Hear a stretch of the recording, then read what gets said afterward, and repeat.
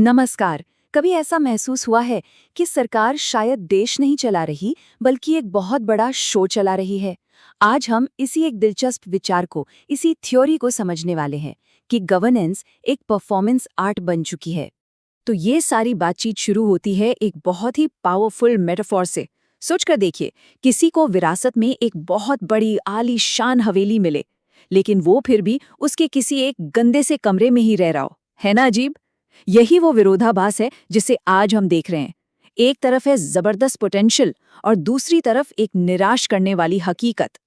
ठीक है, तो इस थ्योरी का, इस विचार का कोर क्या है? बड़ा सिंपल है। सरकार को एक एडमिनिस्ट्रेशन की तरह कम और एक कभी न खत्म होने वाले प्रमोशनल कैंपेन की तरह ज्यादा सोचिए। मतलब यहाँ असल में काम करने से ज्यादा लोगों के परसेप्शन को मैनेज करने पर जोर है। और इसको समझने के लिए एक और बढ़िया एनालॉजी है। हर बड़ी घोषणा एक ब्लॉकबस्टर फिल्म के ट्रेलर जैसी होती है। एक ऐसी फिल्म जो कभी रिलीज ही नहीं होती। सारा जोर हाइप बनाने पर है, असली प्रोडक्ट पर नहीं। पर सवाल यह है कि ऐसा होता क्यों है? क्योंकि देखिए, भावनाओं को कंट्रोल करना हकीकत को कंट्रोल करने से कहीं ज्यादा आसान और सस्ता है।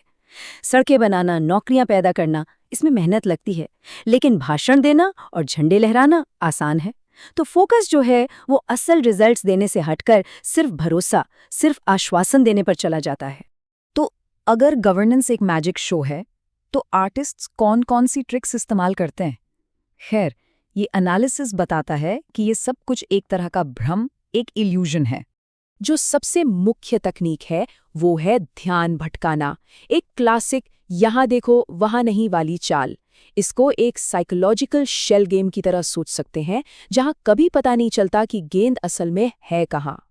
ये स्लाइड इस बात को एकदम परफेक्ट तरीके से समझाती है। देखिए ये काम कैसे करता है। एक असली समस्या सामने आती है।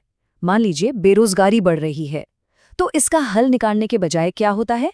ध्यान किसी इमोशनल चीज की तरफ खींच लिया जाता है, जैसे कि राष्ट्रीय गौरव या नेशनल प्राइड।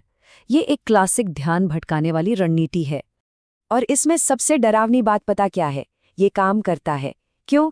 क्योंकि कभी-कभी एक आरामदायक झूठ एक कड़वी सच्चाई से बेहतर लगने लगता है। और ये सब कुछ, ये पूरा परफॉर्मेंस अटूट आत्मविश्वास के साथ किया जाता है। भले ही जमीन पर कुछ ठोस न हो रहा हो, लेकिन घोषणाएं इतनी जोरदार और साहसी होती है, मानो सिर्फ शब्द बोल देना ही असल काम हो। अब ये सिर्फ ध्यान भटकाने तक सीमित नहीं है। ये चीज तो सिस्टम के अंदर तक समाई हुई है। एक ऐसा सिस्टम जिसने देरी करने की कला में महारत हासिल कर ली है। आइए देखते हैं कि ये कैसे काम करता है। जरा इस टाइमलाइन को देखिए। ये काफी मजेदार होता अगर ये इतना सच न होता।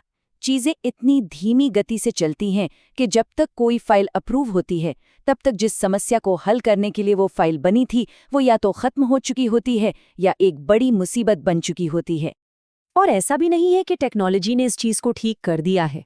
ये एनालिसिस बताता है कि हमने बस अक्षमता को डिजिटाइज कर दिया है। अब हम लाइनों में इंतजार करने के बजाय लोडिंग स्क्रीन को घूरते रहते हैं।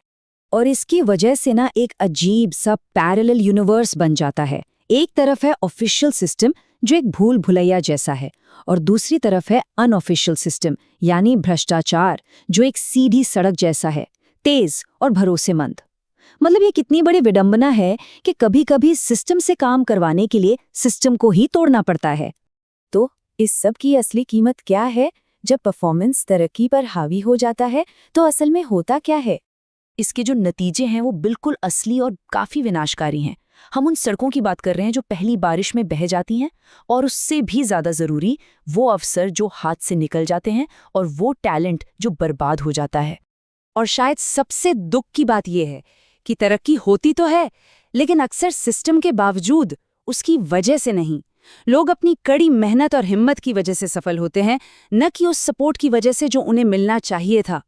तो यहाँ एक बड़ा सवाल उठता है, अगर सिस्टम इतना टूटा हुआ है तो ये बदलता क्यों नहीं? ऐसा सिस्टम आखिर चलता कैसे रहता है? जवाब हैरान करने वाला लेकिन बहुत सरल है।